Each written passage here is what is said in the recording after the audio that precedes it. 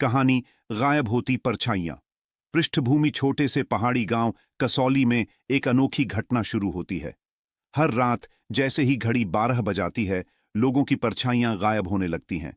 सुबह तक परछाइयां लौट आती हैं, लेकिन लोग अजीब सपने देखने लगते हैं, जैसे कोई उन्हें अंधेरे में घूर रहा हो।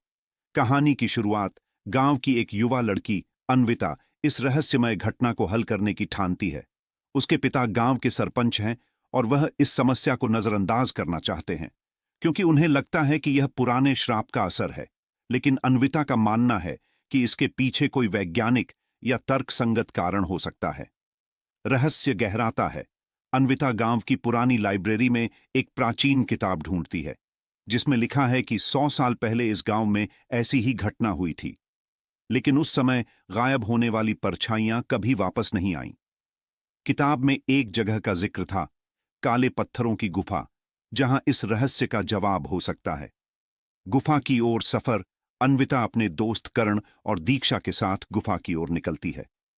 रास्ते में उन्हें अजीब चीजें महसूस होती हैं, जैसे कोई उनके पीछे चल रहा हो।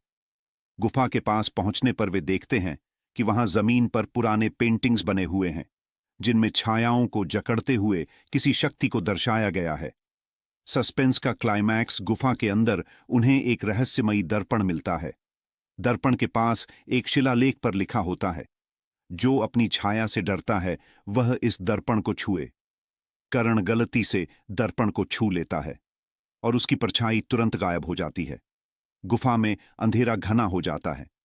अन्विता को एहसास होता है कि यह दर्पण किसी पुरानी आत्मा का जाल है, जो लोगों की परछाइयों से अपनी ताकत बढ़ाती है। अंतिम मोड़ अन्विता अपनी सूझबूझ से दर्पण पर सूरज की रोशनी डालती है, जिससे दर्पण टूट जाता है। करण की परछाई लौट आती है और गुफा का अंधेरा गायब हो जाता है। गांव की परछाइयां हमेशा के लिए सुरक्षित हो जाती हैं। लेकिन अन्विता को अंत में किताब के आखिरी पन्ने पर एक नई चेतावनी मिलती है। हर सदी में एक नई छाया चुनी जाएगी,